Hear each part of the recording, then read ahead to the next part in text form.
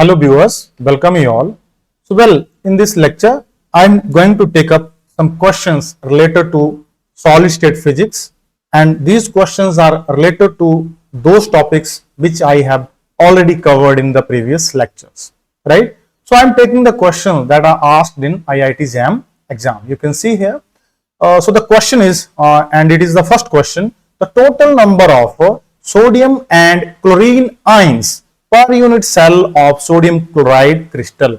Now, when I have gone through this topic, I have told you that the structure of sodium chloride, diamond, zinc sulfide, cesium chloride, all they are very important.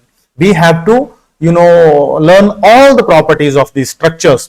I mean, what is the, structure of the unit cell here? In case of sodium chloride, we know very well that the structure is a FCC. Right? What is the coordination number? What is the number of sodium and chlorine ions, atoms per unit cell? So in case of sodium chloride, there are 4 sodium positive ions in the unit cell and 4 chlorine negative ions in the unit cell. So they are asking total number of sodium and chlorine. So total is 4 plus 4, 8. So I think 8 is the correct answer, right? But if we join sodium and chlorine together, then we will get a sodium chloride molecule, right? And that means there will be 4 positions at the inside the unit cell, because this 4 and 4, they will form 4 sodium chloride, right, crystals, right, structures, and therefore molecules will be present inside the unit cell. But they are asking about the ions, sodium and chlorine, and total. So 8 is the correct answer, right? So I advise you to go through the structures: sodium chloride, diamond, zinc sulfide, cesium chloride, and there can be a few, others in the books. So we have to remember all these properties, right? Now I am going to the next question. You can see the next question, right? This question is from the topic of Miller indices. Right? You can see here, a crystal plane of a lattice intercept the principal axis, I mean primitive vectors. They are A1, A2 and A3, and intercepts are, you are given 3, A1, 4, A2 and 2, A3. So what are the integers that are making the intercepts on these 3 axes? 3, 4 and 2. So what is the procedure of finding the Miller indices? We have to take the reciprocal, 1 by 3, 1 by 4 and 1 by 2. LCM 12, then 4. If I look at this, then it is 4 3s are 12, 3 6 2s are 12, 6. So 4 3 6, these are the value of H, K and L, and these are the Miller indices. So option A is the correct answer. Usually I told you in that topic that question is asked from the Miller indices. They can ask you about finding the Miller indices, right, finding the intercepts, or they can also give you a picture and locate the given HKL plane, right, or the direction. So this was the question related to Miller indices. Now the next question is the number of atoms in the basis of a primitive cell of HCP structure. HCP structure. Remember, they are not asking about the number of atoms in the unit cell of HCP, because we know very well it is 6. They are asking in the basis of a primitive cell. Now what is a primitive cell? Primitive cell is that unit cell which contain atoms or group of atoms only at the corners of the unit cell, right? So each primitive cell is a unit cell, right? But each unit cell is not a primitive cell, because in a unit cell, atom can present at the center of the unit cell, at the center of the face, their face, right? Anywhere in the unit cell. But in primitive cell, atom are present only on the corners, and it has minimum volume. I have told you in the lecture also. So they are asking about the primitive cell. So when we look at the structure of HCP, it is found that the total contribution of the 8 corner atoms because fraction of atom is present at 8 corners. So when we calculate it, it comes out to be 2, right? And the contribution of other atoms in the unit cell, it is 4. So the correct answer is 2. The number of atoms present at the corners, right? 8 corners, but they have fractional contribution. So it comes, when we add up all, we get 2. So 2 is the correct answer. So this was the next question. Now I am going to the next question. You can see the next question. This question is related to the Bragg's law. The question is, for a given simple cubic crystal, the smallest interplanar spacing D that can be determined from its second order diffraction using monochromatic X-ray of wavelength this. Round off to the 2 decibels. Right. I mean, they are asking about D. We know according to Bragg's law, 2D sine theta is equal to n lambda. Now n is given 2, so it becomes 2 lambda. 2 got cancelled with 2. We got d sine theta is equal to lambda. D is equal to lambda upon sine theta. Now they are giving the condition smallest interplanar spacing, means smallest value of D. So the value of D will be smallest when the sine theta is highest, maximum, and we know the maximum value of sine theta is 1. So in that case, D is equal to lambda. So lambda is what? 1.32 angstrom. So D is equal to 1.32 angstrom. So this is the correct answer to this question, and you have to calculate it. They are not giving you the options, but it is very simple. By using Bragg's law, we can find it, right? So this is the question related to the Bragg's law. Now I am going to the next question.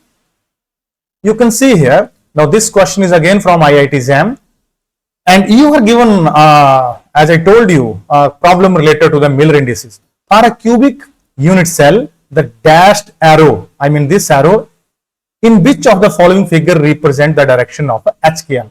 HKL are given 2, 2, means Miller indices are 2, 2, 0, right? Now, I told you that this kind of question is usually asked. Now, there are 2 ways of answering this question. I can answer it directly, because here it is 0, it means there is no intercept on the Z axis, right? It is, the given plane is parallel to the Z axis, because only intercept at X and Y are given. You can see they corresponds to the Miller indices of those intercepts, but for Z it is 0. It means this plane, given plane, is parallel to the Z axis. Now if I look at the arrows, now this arrow is pointing in this direction. Obviously the plane will be somewhere here, but that plane will definitely have intercept on the Z axis and on Y axis. So it means not Y axis, sorry, but on a X axis. So it means this option is wrong. Now let's look at this option. So you can see here, now they are talking about this option. So in this case, the plane will be in this direction, right? It means Y axis can be there, right? And the plane will be along Y axis. Here it is intercepting, and it can be parallel to both X and Z axis. So this option is also deleted, right? Now I am going to the next, right? You can see last one. First of all, this is pointing in this direction. Obviously the plane will be here, but that plane will definitely have intercept on Y axis, negative Y axis, right? And it will be parallel to the Z and X axis. Possibility is there. So it means this option can't be there. So now we are left with this option. So you can see here, now it is giving us this direction, means the plane is in this direction. These planes, right? These planes. So you can see these planes are parallel to Z axis. No intercept can be there along Z axis, but the intercept is only along X axis and Y axis. So this is the correct answer.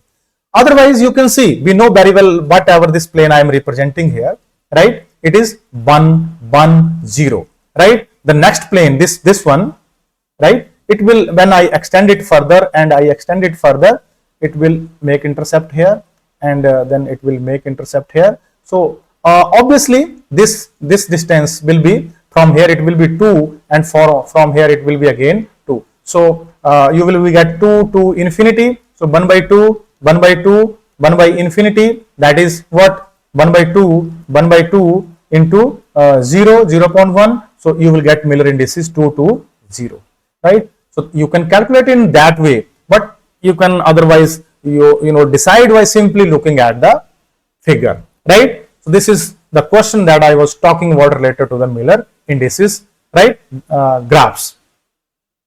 Now I am going to the next question.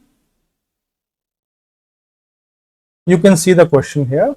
The question is the lattice constant A. Lattice constant is A in angstrom of copper, which has FCC structure. We know very well is. We have to calculate. You are given other things: density of the copper, atomic mass of the copper, Avogadro's number.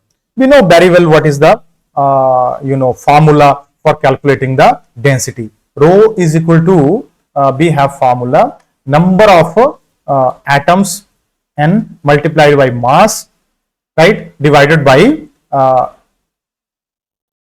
n into volume. Right? This is the formula.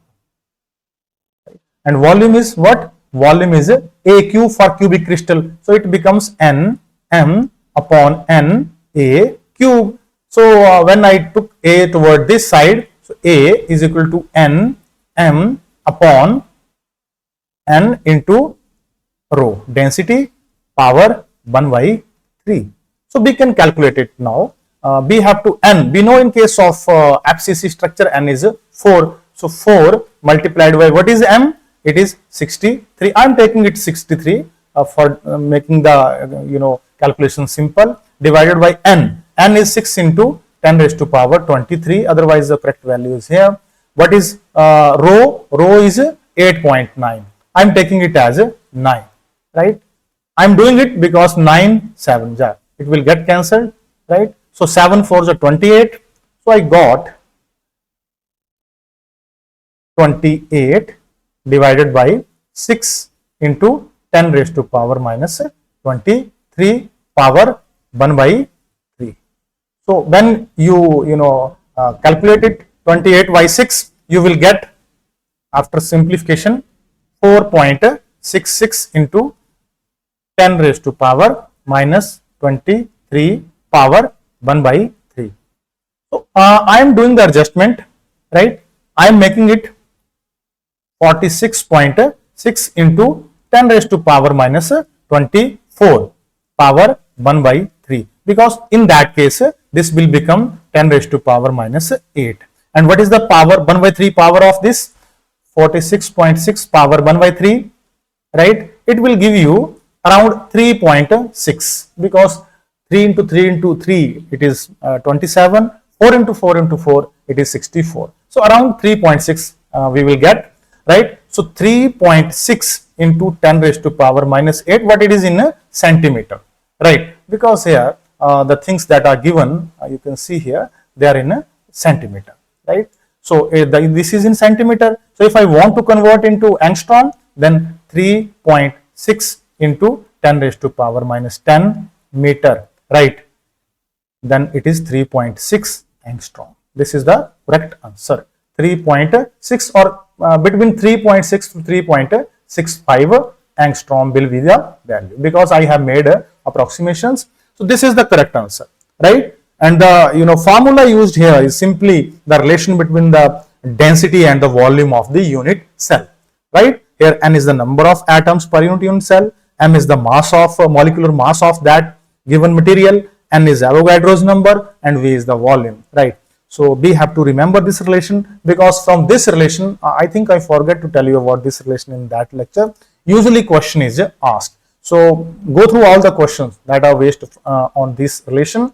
Particularly in exam and GATE exam, questions are asked from here. So that's all about these questions that I discussed here. I found some questions related to the topics that I have covered in the lecture, right? So in next lecture, I will go to the next topic, right? So thank you very much.